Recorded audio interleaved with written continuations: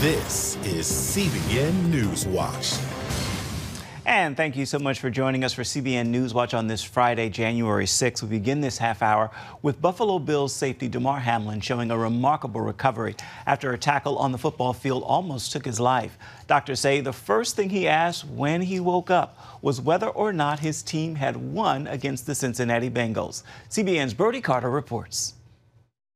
He did not speak. He was able to communicate in writing. First question that he wrote when he started to awaken was did we win? Yes, Damar, you won. You've won the game of life. Doctors at UC Medical Center in Cincinnati say Damar Hamlin is showing neurological recovery after his heart stopped on the field during Monday Night Football. We watched Sean McDermott call his team over and say, we're going to say a prayer. The 24-year-old collapsed on the field after taking a hit to the chest while tackling Bengals wide receiver T. Higgins. Doctors saying the fact that his neurological function is intact makes a really good turning point in his care, as does the fact that he asked the question about the game. It's not only that the lights are on, we know that he's home, and that it appears that all the cylinders are firing. That news came as the Bills returned to the practice field yesterday. Obviously, we'll be playing with, I guess, less heavy hearts now, knowing that, today's news was a lot of tears of joy, I'll tell you that. The 24-year-old's cardiac arrest may have been caused by commodio cordis, an extremely rare condition caused by blunt force trauma to the chest at the wrong moment. The Bills medical getting praise for its response, likely saving Hamlin's life. Mr. Hamlin suffered a cardiac arrest on the field, and it was promptly recognized by the Buffalo Bills medical staff,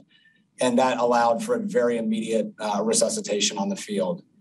We continue to pray for them during this time, and Damar is and remains our number one concern. Hamlin's recovery comes after millions pray for him, beginning Monday night with Bills teammates kneeling on the field, led in prayer by chaplain Len Vanden Boss. Since then, waves of prayer have been lifted up by millions, including the president and First Lady Jill Biden. And the doctors asked if they had felt the prayers going up for Hamlin. Have we felt it? Yeah. It doesn't take long to look outside and see the lights, the blue and the red around the city of Cincinnati, the support from local restaurants, the support from the fans and just people who are concerned. So, yes, it's been very powerful. Brody Carter, CBN News. After a week in office, Israel's new government is already facing international criticism. CBN Middle East correspondent Julie Stahl explains what led to this reaction. Israel's incoming National Security Minister Itamar Ben-Gvir created an uproar by visiting Jerusalem's Temple Mount. The location is an international point of contention as it's home to Islam's Al-Aqsa Mosque and Dome of the Rock, as well as being Judaism's holiest site. Ben-Gvir's surprise visit is the first by an Israeli minister in almost 5 years. The United States stands firmly for preservation of the historic status quo with respect to the holy sites in Jerusalem. We oppose any unilateral actions that undercut the historic status quo. They are unacceptable. Ben-Gvir maintains his visit did not violate the status quo. While Israel's High Court guarantees freedom of access to the Holy Plateau, including freedom of worship, Israeli police prevent anyone other than Muslims from praying there out of fear of disturbances. The Temple Mount is open to all. Muslims and Christians come up here, and yes, also Jews. In a government I'm a member of, there will be no discrimination, and Jews will come up and visit the Temple Mount. We make it clear to Hamas that we aren't surrendering, we aren't capitulating, we aren't flinching. Palestinians threatened retaliation that resulted in one rocket launched towards southern Israel that fell in an open area. The Israeli minister Ben-Gvir storming of the Blessed Al-Aqsa Mosque this morning constitutes a serious challenge to the emotions of our Palestinian people. This provocative behavior by the right-wing government will open the door wide for real waves of escalation, all of which have repercussions for the entire region. A statement from Prime Minister Benjamin Netanyahu's office confirmed that Israel is committed to maintaining the status quo on the Temple Mount. We will not be dictated to by Hamas. Under the status quo, ministers have gone up to the Temple Mount in recent years, including Public Security Minister Gilad Erdan. Therefore, the claim that a change has been made in the status quo is without foundation. Julie Stahl, CBN News, Jerusalem. The 50th Annual March for Life takes place this month in Washington, January 20th to be exact. In years past, thousands marched to the Supreme Court calling for the end of Roe versus Wade. This year is different, following the court's decision to overturn the federal law that legalized abortion. So what will the march look like now? CBN's Jenna Browder shows us what to expect at this year's march. It was a momentous victory for the pro-life community. In June, the Supreme Court struck down Roe v. Wade, returning the issue of abortion back to the states. Still, pro-life groups say the fight's not over, and that's why they are marching on.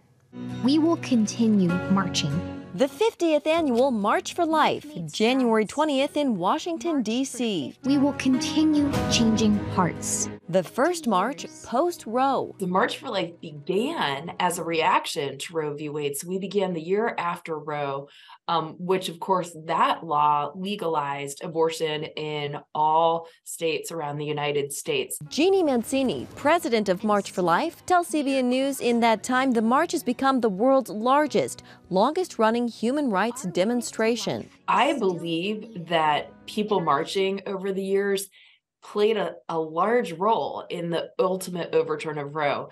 I've heard from Supreme Court clerks that being in the court on that day, the March for Life Day every year, was a very powerful experience, and that there really was not a more powerful symbol than the collective, tens of thousands of marchers going past that Supreme Court every single year to show that that was not settled law. Now the group's focus shifts to lawmakers. This year, instead of the Supreme Court, they'll march to the U.S. Capitol. The pro-life generation will be out in full force this year. Kristen Hawkins, president of Students for Life, expects thousands of young pro-lifers to take part. You'll see them proudly holding their school banners from their high school or their colleges. They'll be holding the black and white "We are the post-Roe generation" signs as we pass them out.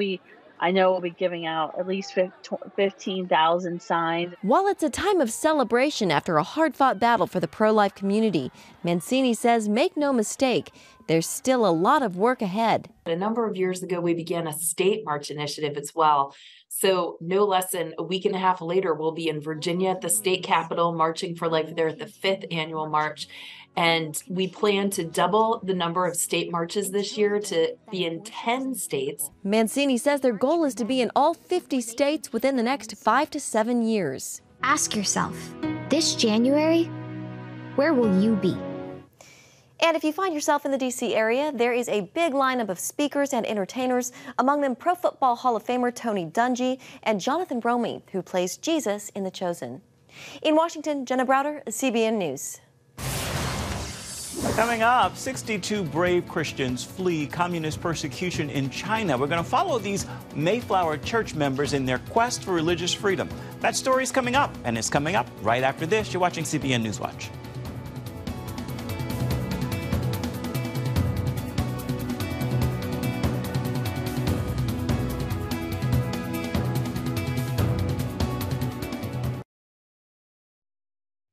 In 2019, 62 church members followed their pastor from China to South Korea to avoid religious persecution.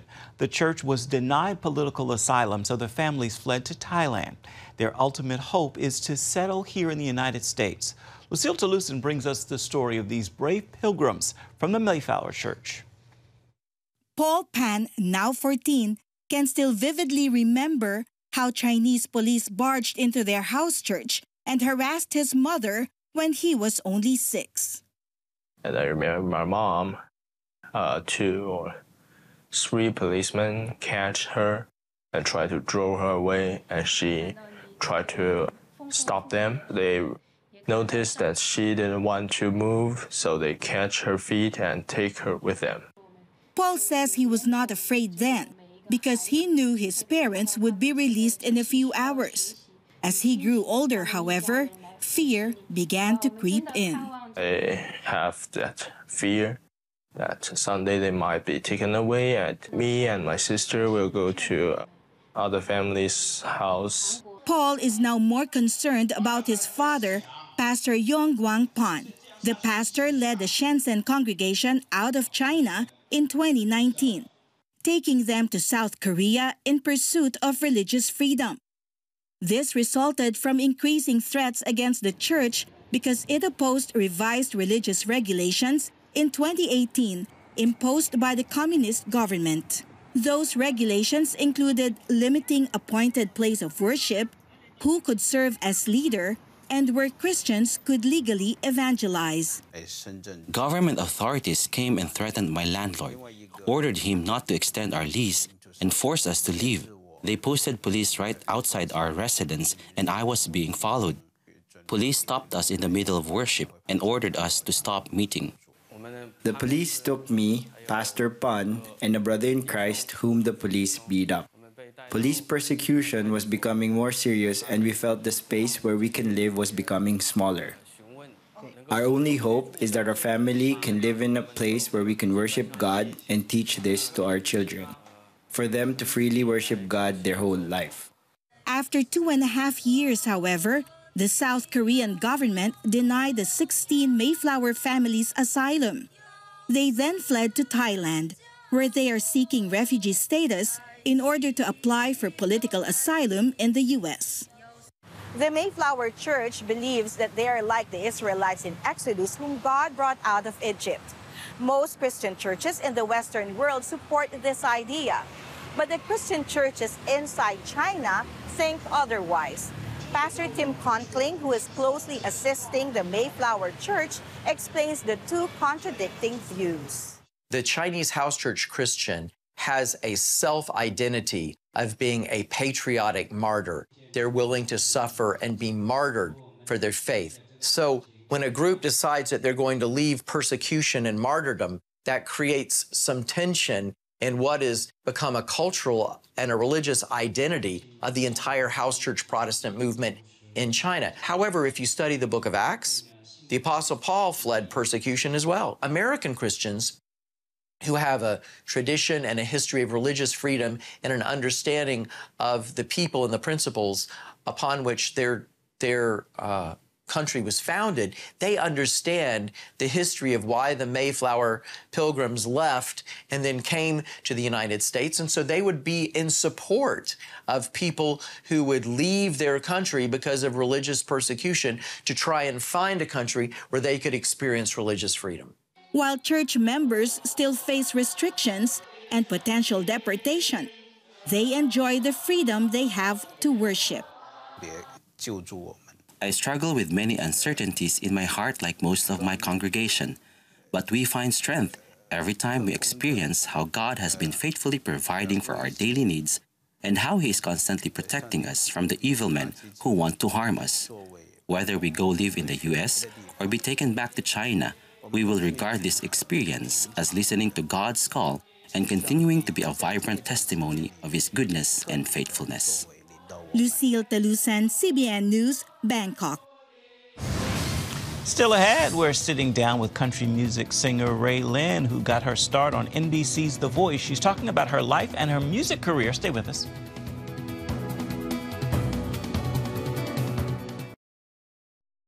Country music singer Ray Lynn's voice was heard in the very second season of the longtime hit music competition show, The Voice. She has made a name for herself since then with a wonderful catalog of songs, including her latest, Raising Me a Country Girl. We sat down with her in Nashville to talk about the music and the life story that's given birth to it.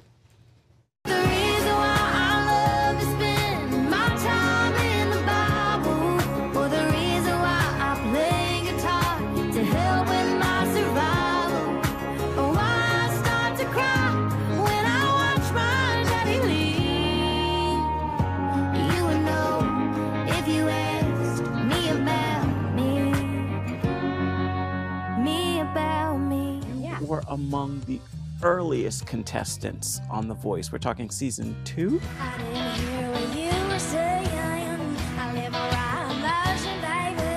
It's been 10 years, so yeah, the biggest takeaway for me is, wow, like, I did it.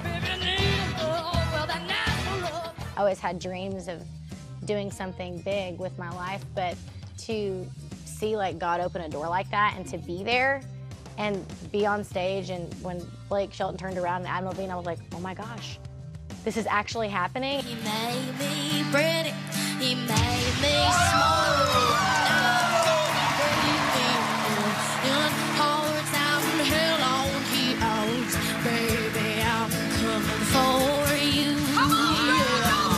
Was that an answer to prayer for your mom as well? What's that dynamic like for you? It really was. So I grew up singing in church, and my mom always loved country music. She had an aspiration to do country music. So I think it definitely was an answer prayer to her, because she got to see a dream of her daughter's come true at a very young age. Now that I have a daughter, I want her to know that she can accomplish anything that she puts her mind to.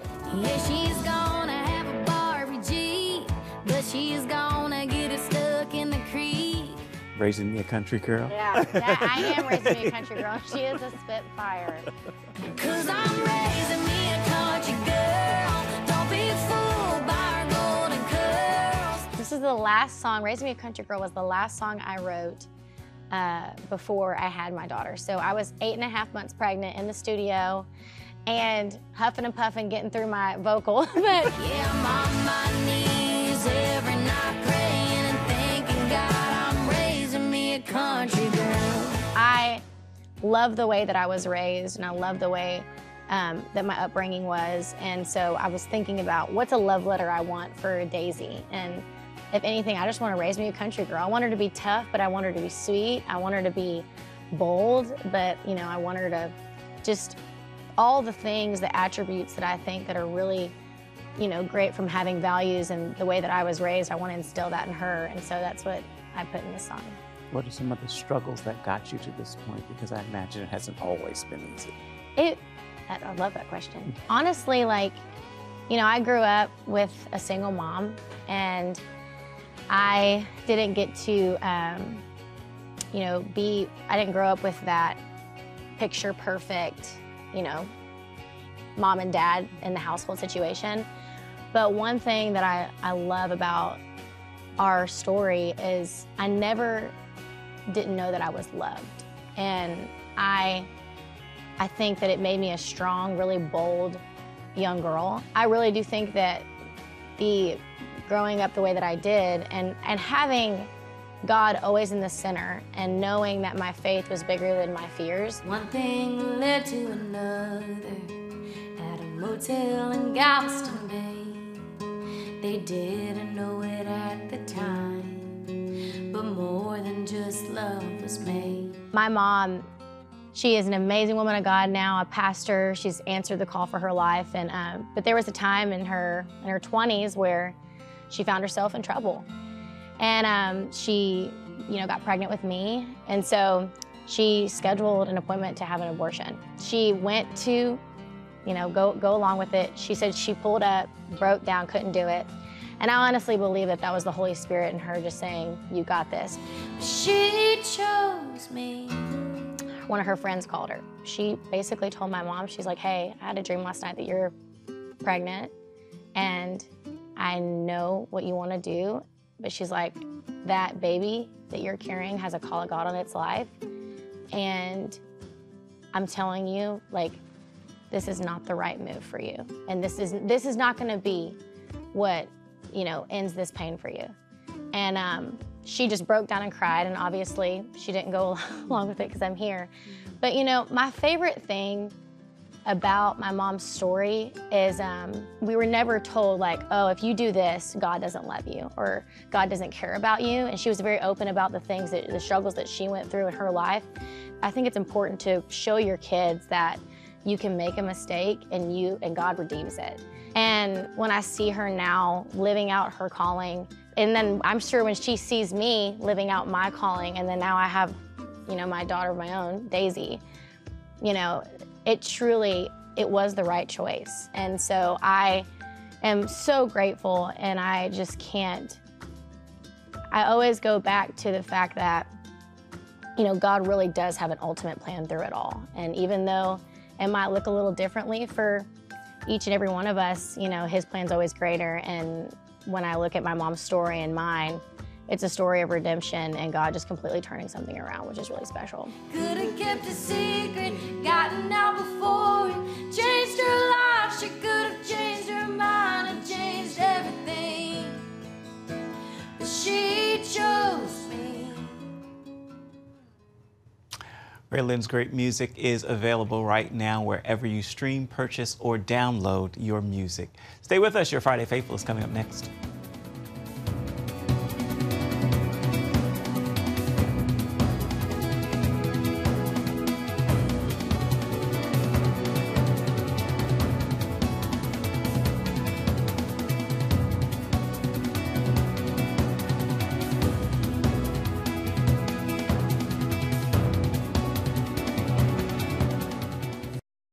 It's time now for your Friday Faithful as we come to the close of the very first week in January and the first week of the new year. This is the year to face your fear. Embrace the very opposite of it. That's love. Then stand in faith and take action. Because faith without works is not faith at all. This is the year to do and watch God step into the center of your action and accelerate your progress. With that word, I encourage you to make today a fabulous Friday. Be sure to have yourself a wonderful weekend. Let's make this a momentous month and have yourself an incredible year. That is going to do it for this edition of CBN NewsWatch. We thank you so much for watching. I want to remind you, you can always find more of our news programs on the CBN News Channel. You can find them there at any time as well as online. The address there is cbnnews.com. We would love to know what you think about the stories you've seen here today or any day. You can email us at the address right there at the bottom of your screen. That's newswatch@cbn.com. And of course, you can reach out and touch us on Facebook, Twitter, and Instagram. We'll see you right back here come Monday. Goodbye and God bless.